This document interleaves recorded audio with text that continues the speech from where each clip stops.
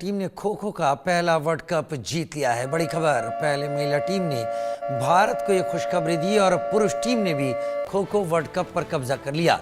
रविवार को नई दिल्ली के इंदिरा गांधी इंडोर स्टेडियम में दोनों कैटेगरी के फाइनल खेले गए। विमेंस टीम ने नेपाल को 78-40 के बड़े अंतर से हराया। वहीं मेंस टीम ने भी नेपाल को ही हराया, लेकिन अंतर 54-36 का रहा। खो खो वर्ल्ड कप 13 से 19 जनवरी तक नई दिल्ली में खेला गया। भारत की दोनों टीमें टूर्नामेंट में अजेय रहीं, जबकि नेपाल की दोनों टीमों को भारत के खिलाफ ही हार का सामना करना पड़ा। चैंपियन बनने के बाद भारत की दोनों टीमों ने तिरंगे के साथ विक्ट्री लैप भी लगाया।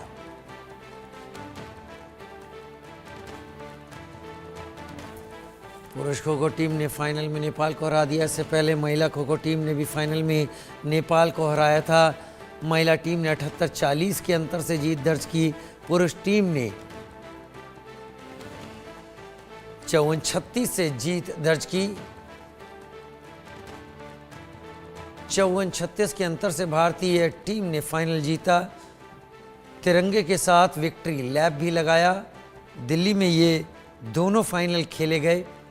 खो खो, जो कि भारत में बहुत प्रसिद्ध खेल है, और साथ ही सब कॉन्टिनेंट में भी नेपाल की टीम ने एक बात साफ कर दी कि इस खेल में वो भारत से 19 ज़रूर है, लेकिन बेहतर खेल दिखा सकती है।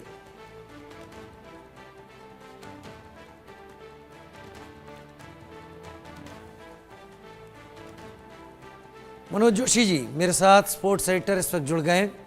मनोज जी, एक ही दिन में दो खुशखबरियां, एक तरफ महिला टीम जीती, दूसरी तरफ पुरुष टीम जीती। ऐसा लग रहा है कि खो खो अब एक इंटरनेशनल इवेंट बनने की राह पर आगे बढ़ चुका है। जी हाँ, बिल्कुल। अभी तक खो खो के खिलाड़ियों को सिर्फ एक साउथ एशियन गेम्स में मौका मिल पाता था या एशियन चैंपियनशिप में मौका मिल पाता था, लेकिन वर्ल्ड कप जैसे आयोजन, क्योंकि पहली बार भारतीय खो खो संघ ने जो इनिशिएटिव लिया और ये आयोजन कराया है, ये अपने आप में काबिले तारीफ है। खिलाड़ियों का हौसला अफजाई होगी खिलाड़ियों की। और जिस तरह से नेपाल को भारत ने हराया, दोनों वर्गों में 39 टीमों का जमघट था। यहाँ पर कुल मिलाकर दुनिया भर की सारे कॉन्टिनेंट्स की टीमें थीं। तो खो खो का प्रचार प्रसार तो यहाँ देखिए जमकर हुआ है।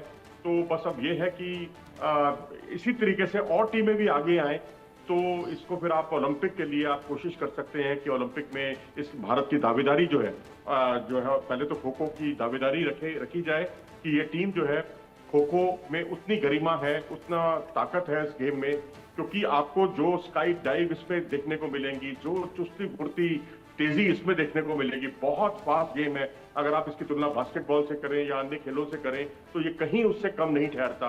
तो एक बार अगर कोई व्यक्ति इस मैच को देख ले तो वो देखता ही रह जाएगा। तो मैं समझता हूँ कि जो डॉजिंग है, स्काई डाइविंग है, उसने इस खेल को बहुत ही विशिष्ट बना दिया है, और आज वही कुछ नजारा भारत की तरफ से देखने को मिला। एक खेल को आगे बढ़ने के लिए मनोज जी, स्पॉन्सर्स की भी ज़रूरत आज के ज़माने में होती है। क्या खो खो इतनी ऑडियंस को खींच पा रहा है जो आप इस वर्ल्ड कप में देख पाए? देखिए जी, ये इंदिरा गांधी स्टेडियम जो है, उसका जो केडी जादव हॉल है, वो खचाखच भरा हुआ था। ये इस बात का प्रमाण है कि खो खो को पसंद किया, लोगों ने हाथों हाथ लिया, क्योंकि अभी तक इसके मुकाबले देखने को मिलते नहीं थे, सिवाय नेशनल चैंपियनशिप के या नेशनल गेम्स के। खो खो जो है अंतर्राष्ट्रीय पटल पर दिखाई नहीं देता था। अब देखिए, साउथ एशियन गेम में भी भारत को 2016 में कामयाबी मिली, 2019 में कामयाबी मिली, लेकिन उसके बाद इसका आयोजन ही नहीं हुआ। एशियन चैंपियनशिप भी उतनी स्थिर या रेगुलरली नहीं हो पाई। तो मैं समझता हूं अब बाकी टीमों को आपको सबको साथ लेकर चलना होगा, क्योंकि खाली अकेले आप चलते रहेंगे तो फिर अकेले ही चलते रह जाएंगे, जैसा कि होता रहा। क्योंकि ये एक ऐसा खेल है, 1936 के बर्लिन ओलंपिक खेलों में ये नुमाइशी खेल था। 1914 में इसके नियम बने हैं, और उसके बावजूद ये खेल का उतना प्रचार प्रसार नहीं हो पाया जितना अपेक्षित होना चाहिए था।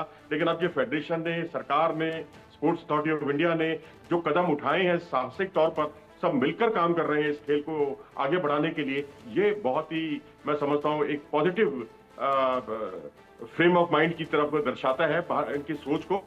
और मैं समझता हूँ कि अगर इसी तरीके से चलता रहा तो ये खेल ओलंपिक की दहलीज तक भी पहुंचेगा, क्योंकि खेल को जिस मुल्कों ने अपनाया है उन्होंने इसकी दिल खोलकर तारीफ की है। चाहे अब देखिए, भारत ने पेरू को हराया, भूटान नेपाल को हराया, ब्राजील को हराया। ब्राजील में ये नहीं है कि ये मतलब कोई भारतीय खिलाड़ी थे, सब ओरिजिनल वहीं के खिलाड़ी थे। तो ये दर्शाता है कि बाकी मुल्कों ने, सब कॉन्टिनेंट्स ने तहे दिल से इस खेल को हाथों हाथ लिया है। और ये नियमित, एक तो नियमित होना चाहिए आयोजन, और दूसरा हर खेल का भारत को इसके टेस्ट मैचेस आयोजित करने चाहिए ज्यादा से ज्यादा, जैसे नेपाल से हुए हमारे टेस्ट मैच पिछले दिनों। ऐसे ही अन्य मुल्कों के साथ, अन्य कॉन्टिनेंट्स के साथ भी टेस्ट मैचेस जितने ज्यादा से ज्यादा होंगे, उतना इस खेल का प्रचार प्रसार होगा। मैं वही आपसे जानना चाहता था कि भारत और नेपाल के बारे में तो दुनिया जान गई, क्योंकि नेपाल सेकंड नंबर पर और भारत विनर है।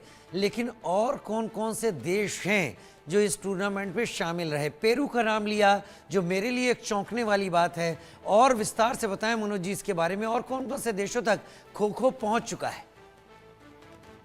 देखिए, पेरू है, युगांडा है, फुटबॉल का जो बहुत ही, जिसे कहते हैं, जहां बहुत प्रचार प्रसार होता है, फुटबॉल का प्रतीक माना जाता है, ब्राजील। ब्राजील में ये खेल बड़ा पॉपुलर हो रहा है। और उसके अलावा अगर आप साउथ अफ्रीका देखें, साउथ अफ्रीका की टीम को भारत ने सेमीफाइनल में हराया, उसने सेमीफाइनल तक की दहलीज तक प्रवेश किया। तो इससे ये अंदाजा लगता है कि यहाँ जितने भी मुल्क हैं इस खेल को गंभीरता से ले रहे हैं, क्योंकि जिस तरह से उन्होंने स्काई डाइविंग की, जिस तरह से अच्छी डॉजिंग दी, ऐसा लग नहीं रहा था कि इन मुल्कों में ये खेल कुछ ही वर्ष पहले पहुंचा है। ऐसा लग रहा था कि ये पारंगत टीमें हैं। और जो स्कोर्स में जो अंतर आप देखें तो बहुत ज्यादा अंतर नहीं रहा है, ये इतना वन साइडेड नहीं रहा जितना कि तमाम खेलों के अंदर देखने को मिलता है। तो मुझे लगता है कि अगर इसी तरीके से प्रचार प्रसार होता रहा तो आने वाले समय में जो है ना सिर्फ अटैक बल्कि डिफेंस, इन सब चीजों का जो मिला जुला संगम है इस खेल के अंदर, वो इस खेल को बहुत ज्यादा दिलकश बनाएगा। भारत का जबकि अटैक बहुत अच्छा रहा, डिफेंस उतना अच्छा नहीं रहा। भारत को भी देखना होगा कि वर्ल्ड चैंपियन बने हैं, लेकिन अब डिफेंस पर और ज्यादा आपको ध्यान देने की जरूरत है, क्योंकि नेपाल के जो खिलाड़ी हैं, मेन और विमेन दोनों वर्गों में, वो बेस्ट प्लेयर डिक्लेयर किए गए हैं। तो इससे जाहिर होता है कि अभी हमें थोड़ा इस दिशा में और काम करने की जरूरत है, और प्रचार प्रसार अलग से करने की जरूरत होगी। सही कह रहे हैं आप, सही कह रहे हैं मनोज जी। बहुत धन्यवाद, मेरे साथ जुड़े आप विस्तार से इस जानकारी के साथ। अब बढ़ते हैं आगे। अपनी 8 साल पुरानी कंपनी हिंडनबर्ग रिसर्च को बंद करने की घोषणा करने वाले नेट एंडरसन एक बार फिर से सवालों के घेरे में हैं। नेट एंडरसन पर आरोप है कि उनका संबंध कंपनियों को